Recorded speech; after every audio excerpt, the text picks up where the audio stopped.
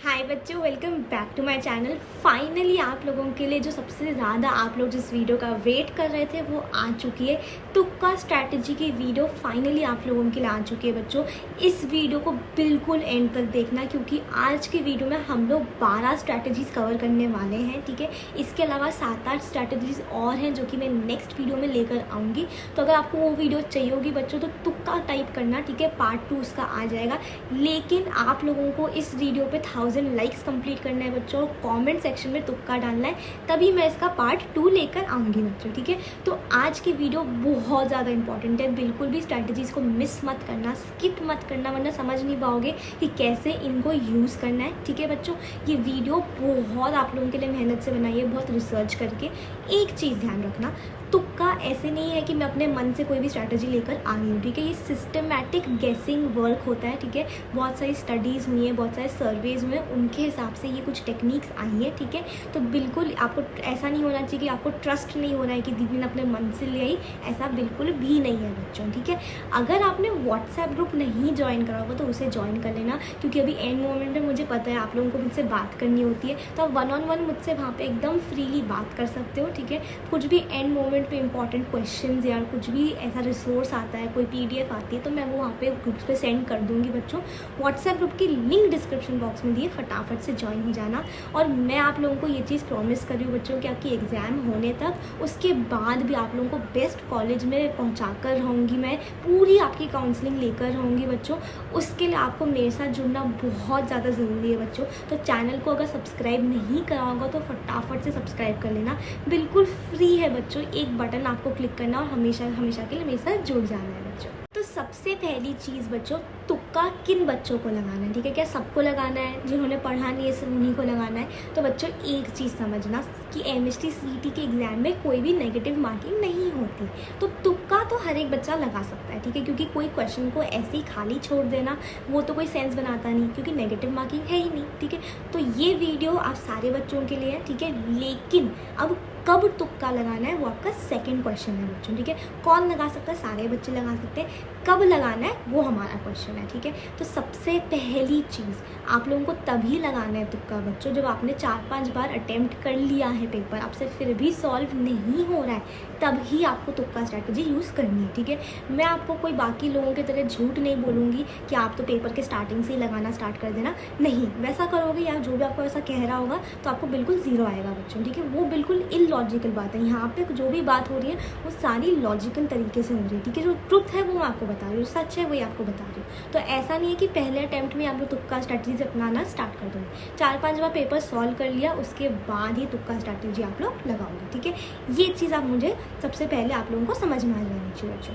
अब दूसरी चीज़ क्या है, तुक्का कब लगाना है? ठीक है, जब आप लोगों के पेपर कैसे, अगर मैं पीसीएम की बात करूँ तो फिजिक्स केमिस्ट्री के लिए आपके 90 मिनट्स होते हैं, मैथ्स के लिए आपके 90 मिनट्स होते हैं। तो आपके जब फर्स्ट 90 मिनट्स में से 80 मिनट्स रह गए, फॉर सपोज 77-78 मिनट्स खत्म हो गए, सिर्फ और सिर्फ लास्ट के 10-12 मिनट बचे हैं, तब आपको तुक्का लगाना है। ठीक है, जब आपके पास लास्ट के 10-12 मिनट्स हैं। सेम मैथ्स के लिए, मैथ्स में आपके 78-80 मिनट्स कंप्लीट हो गए तो लास्ट के 10-12 मिनट में आपको तुक्का लगाना है। ये दोनों सिचुएशंस में ही तुक्का लगाना है बच्चों।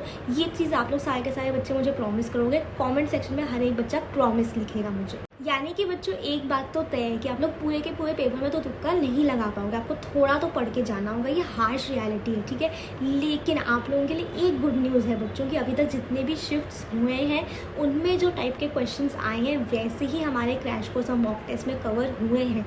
जिन बच्चों के अभी अभी रिसेंटली एग्ज़ाम आने वाली है पास में, मैं समझ सकती हूँ कि आप लोग क्रैश कोर्स से नहीं पढ़ पाओगे, लेकिन मॉक टेस्ट तो आपको करके जानी ही जानी है बच्चों। और जिन बच्चों की थोड़ी बाद में एग्जाम है वो क्रैश कोर्स में से एटलीस्ट इंपॉर्टेंट चैप्टर्स करके जा सकते हैं, और मॉक्स तो पक्का करने ही है बच्चों। जो सिमिलर टाइप के क्वेश्चंस आप लोगों को देखने को मिल रहे हैं सीईटी में, तो क्यों ना उनको प्रैक्टिस करके जाया जाए। तो प्लीज़ बच्चों मॉक टेस्ट और क्रैश कोर्स में एनरोल कर लेना, बेस्ट है, महाराष्ट्र का नंबर 1 है। डिस्क्रिप्शन बॉक्स में आपको लिंक मिल जाएगी।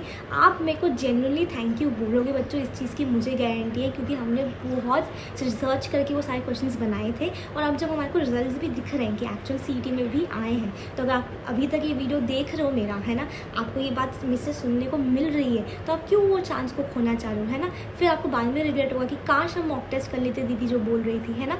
तो प्लीज़ बच्चों एनरोल कर लेना, बहुत कम टाइम बचा है, लास्ट मौका है आप लोगों लोगों के पास, लिंक मैंने डिस्क्रिप्शन बॉक्स में डाल दी। तो बच्चों अब हम सबसे पहले तुक्का स्ट्रैटेजी की बात करेंगे। तो सबसे पहली तुक्का स्ट्रैटेजी आप लोगों की ये है, आप सब ये पूरा वीडियो समझने से पहले एक बेस अपना बना लो बच्चों कि आपके एग्जाम में ABCD 4 ऑप्शन होते हैं हर क्वेश्चन के। अब हर एक ऑप्शन की करेक्ट होने की प्रोबेबिलिटी क्या होती है, 25% है ना, ये तो आप समझते हो, ठीक है। ये आपका बेस लाइन होना चाहिए। अब सबसे पहली चीज़ ये समझना, अगर आपके 4 ऑप्शंस दिए हैं और कहीं पे भी आपको ऑल ऑफ द अबव दिखता है तो उसकी करेक्ट होने की प्रोबेबिलिटी जो है वो 32% होती है बच्चों, यानी कि 25% से ज़्यादा। तो आपको जहाँ पे भी ऑल ऑफ द अबव दिखेगा आप उसको मार्क करोगे, ठीक है। ये कब करोगे, जब 4-5 बार ट्राई कर लिया नहीं बन रहा क्वेश्चन, है ना, तब आप ये चीज़ करोगे।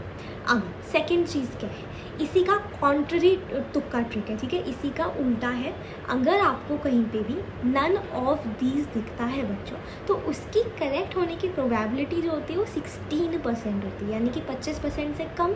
तो आपको कहीं पे भी अगर नन ऑफ दीज दिखेगा तो आप उसे मार्क नहीं करोगे, ठीक है।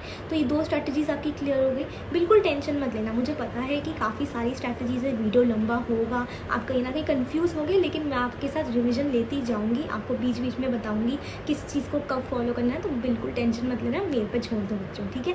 अब तीसरी स्ट्रैटेजी आप लोगों की क्या है, ठीक है। अब ये जो 4 ऑप्शंस मैंने आपको बताए थे, इसमें से B ऑप्शन जो होता है उसकी करेक्ट होने की प्रोबेबिलिटी जो होती है वो 32% होती है। तो अगर आपसे क्वेश्चन नहीं बन रहा है तो आप B ऑप्शन मार्क कर दो, क्योंकि वो 25% से ज़्यादा है। अब आप बोलोगे दीदी आपने तो बोला था all of the above mark करो, उसकी भी 32% है, अब आप कह रहे हो B मार्क करो तो उसकी भी 32% है।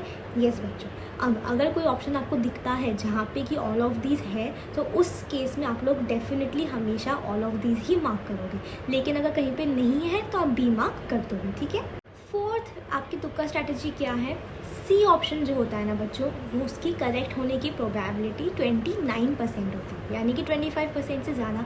तो अगर आपको कोई क्वेश्चन दिख रहा है कि उसमें B ऑप्शन नहीं हो सकता है, ठीक है, क्योंकि साफ साफ दिख रहा है कि कुछ ना कुछ ऑप्शन में रॉन्ग है, या तो यूनिट्स मैच नहीं कर रही है या कुछ ना कुछ उसमें गड़बड़ है और आप B मार्क नहीं कर रहे हो, तो नेक्स्ट करेक्ट ऑप्शन आपका C होता है बच्चों, ठीक है। तो ये 4 ट्रिक्स हो गई, ये तो काफ़ी सिंपल थी, ठीक है। अब हम 5th ट्रिक पे जाते हैं। 5th ट्रिक समझो बच्चों, अब आपका जैसे PCM का पेपर है, ठीक है, उसमें टोटल कितने क्वेश्चंस आते हैं, 150 आते हैं, ठीक है। अब आप 150 को डिवाइड करो 4 से डिवाइड करने को क्यों बोल रही हूँ, क्योंकि आपके एग्जाम में होते हैं 4 option A B C D, ठीक है। जब आप 150 को 4 से डिवाइड करोगे तो आपको मिलेगा 37.5, ठीक है, यानी कि पूरे पेपर में A ऑप्शन जो है वो 37-38 टाइम्स आ सकता है, B 37-38, C 37-38 times, D 37-38 times. कहने का मतलब है कि जो ऑप्शंस है A B C D वो इक्वल प्रपोर्शन में बटा हुआ होता है पूरे पेपर में, ठीक है। अब आपके पास लास्ट के 10 मिनट बचे, आपने देखा कि यार B ऑप्शन जो है वो तो मैंने काफ़ी बार मार्क कर लिया, ठीक है, चलो A ऑप्शन जो है वो सिर्फ अभी तक मैंने 15-20 बार ही मार्क करा है।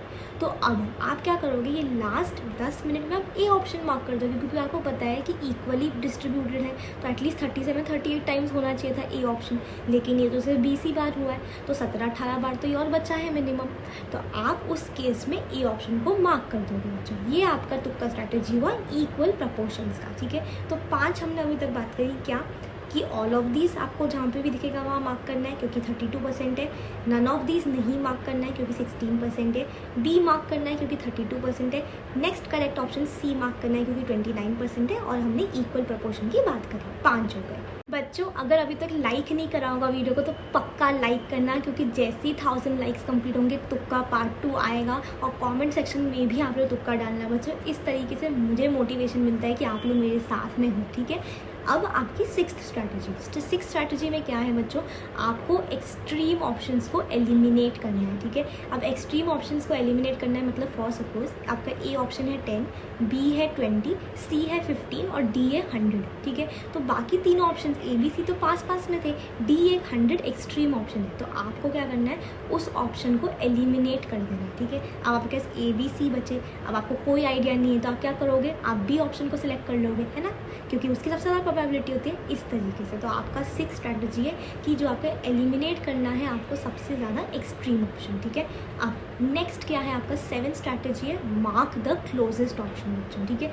अब आपके 4 ऑप्शन हैं। फॉर सपोज पहला नंबर का आपका ऑप्शन है 20, बी ऑप्शन है 21, सी है आपका 40 और डी है आपका 100, ठीक है। तो आपने 100 को तो पहले एलिमिनेट कर दिया, ठीक है। उसके बाद आपका ए ऑप्शन 20 था और बी ऑप्शन 21 था। ये बहुत आसपास में, ये क्लोजेस्ट है एक दूसरे में, तो आंसर इन दोनों में से ही होगा बच्चों। और इन दोनों में से भी कौन सा होगा, ए और बी ऑप्शन में से बी ऑप्शन होगा, क्योंकि उसके 32% है करेक्ट होने के चांसेस, ठीक है बच्चों।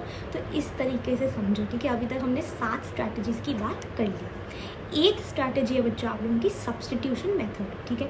सब्स्टिट्यूशन मेथड में क्या होता है, कभी कभार आप ऑप्शंस को अगर क्वेश्चन में सब्स्टिट्यूट करते हो तो आपको आंसर आ जाता है। ये वाला थोड़ा ट्रिकी है क्योंकि इसमें थोड़ा सा दिमाग लगता है। तो फॉर सपोज आपका x² + 3x + 2 = 0 है और ABCD में आपको 2 3 4 5 ऐसे दे दें, तो आप एक एक वैल्यू को सब्स्टिट्यूट करोगे, आपको x फाइंड करना है, तो जो भी इक्वेट टू 0 हो जाएगा वो आपका आंसर हो जाएगा। तो ये तरीका हुआ आपका सब्स्टिट्यूशन मेथड होगा। तो अभी तक हमने 8 स्ट्रैटेजीज़ के बारे में बात कर ली है बच्चों।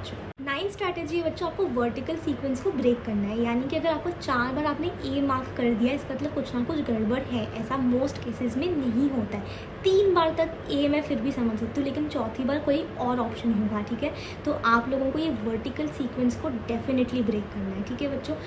10th स्ट्रैटेजी आप लोगों की क्या है, आपको लैडर सीक्वेंस ब्रेक करना है, यानी कि कभी भी ऐसा नहीं होगा कि ABCD ऐसे लगातार होंगे, ठीक है। ABC तक फिर भी एक्सेप्टेबल है, ठीक है, लेकिन 4th वाला आपका D नहीं होगा। तो आपको ये लैडर सीक्वेंस को ब्रेक करना है बच्चों, ठीक है। ये चीज़ ध्यान रखो, वर्टिकल सीक्वेंस ब्रेक करना है, आपको लैडर सीक्वेंस ब्रेक करना है। एक और टाइप का सीक्वेंस होता है जो कि आपकी 11th स्ट्रैटेजी है, मिड लैडर सीक्वेंस, ठीक है। अब अगर आपका फर्स्ट आपने 4 का सेट है आपका, ठीक है, उसमें आपने पहले क्वेश्चन का आंसर ए मार्क करा, ठीक है, तीसरे का आपका सी आया है और चौथे का आपका डी आया है, तो जो सेकंड वाला क्वेश्चन होगा उसमें बी ऑप्शन नहीं होगा बच्चों। मिड लैडर सीक्वेंस ब्रेक करनी है, ठीक है, वहाँ से भी आपको लैडर नहीं बनने देना है। तो ऑप्शंस में जब तक आप श्योर नहीं हो तब तक लैडर सीक्वेंस को नहीं बनना है। तो 11th स्ट्रैटेजी आपकी मिड लैडर सीक्वेंस को ब्रेक करना है, यानी कि सेकंड ऑप्शन बी नहीं होगा बच्चों, ठीक है। And last strategy of the day बच्चों, उससे पहले एक चीज़ ध्यान रखना, ये सारी स्ट्रैटेजीज़ को आप लोगों को मॉक टेस्ट में अपना के देखनी है, जिससे कि आप कॉन्फिडेंट फील कर सको कि हाँ आपके मार्क्स बढ़ रहे हैं, चीज़ें इससे सही हो रही है बच्चों, ठीक है। अब 12th स्ट्रैटेजी क्या है कि आपको मैचिंग ऑप्शंस के हिसाब से आंसर मार्क करना है, ठीक है। फॉर सपोज समझो आपका ए ऑप्शन है 67, बी है 3007, ठीक है, सी है 101 और डी है 1001। कोई भी स्ट्रैटेजी काम नहीं कर रही, लेकिन 101 और 1001 आंखों को देखने में थोड़ा सा सेम लग रहा है, तो उन दोनों में से कोई ना कोई ऑप्शन होगा। और सी और डी में से कौन सा ऑप्शन होगा बच्चों, सी ऑप्शन होगा, है ना। ये तो आपको समझ में आ चुका है बच्चों। अगर आप लोग पेपर में फॉर सपोज सिर्फ और सिर्फ जेन्युइनली 100 क्वेश्चन या 110 क्वेश्चन अटेम्प्ट कर पा रहे हो 150 में से, तो अगर आप ये 40 में से तुक्का स्ट्रैटेजीज अपनाओगे तो आप डेफिनेटली 20-22 नंबर तो मिनिमम लेकर आ ही जाओगे बच्चों, है ना। इसीलिए ये वीडियो इंपॉर्टेंट है, प्लीज़ इसको अच्छे से यूज़ करना, ठीक है। मॉक टेस्ट में अपना के देखना, हमारी मॉक टेस्ट से पक्का प्रैक्टिस कर लेना, वैसे ही क्वेश्चन एग्जाम में आ रहे हैं बच्चों, ठीक है। और अभी आप लोगों का टाइम है स्मार्ट वर्क को अपने हार्ड वर्क के साथ इंटीग्रेट करने का, ठीक है। इसीलिए स्मार्ट वर्क की वीडियोस आप लोगों के लिए लेकर आ रही हूँ बच्चों। ऐसी और बहुत सारी वीडियोस आएंगी, कल से आज से आप लोगों के लिए 2-2 वीडियोस भी लेकर आऊँगी, लेकिन आप लोगों का सपोर्ट चाहिए बच्चों। आप लोग मुझे कमेंट सेक्शन में मोटिवेट करो, लाइक्स के थ्रू मोटिवेट करो, सब्सक्राइब करके रखो बच्चों। और हम लोग मिलते हैं अगले वीडियो में, तब तक के लिए take care, study well and thank you.